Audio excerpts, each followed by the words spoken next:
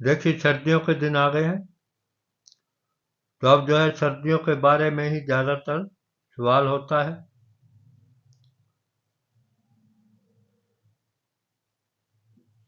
आज बात कर रहे हैं पीनट्स की।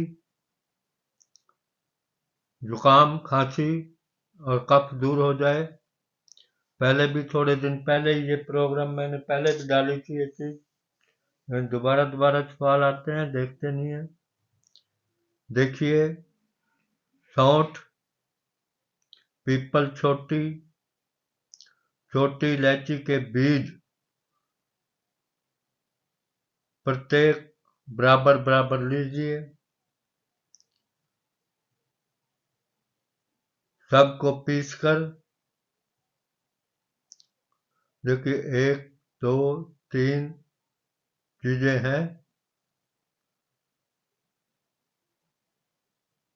इसको पीस कर सारे को, जैसे आपने 5-5 ग्राम ही ले ली, पीस कर लगभग 125 ग्राम गुड़ में मिलाकर 1-1 ग्राम की गोलियां बना लें।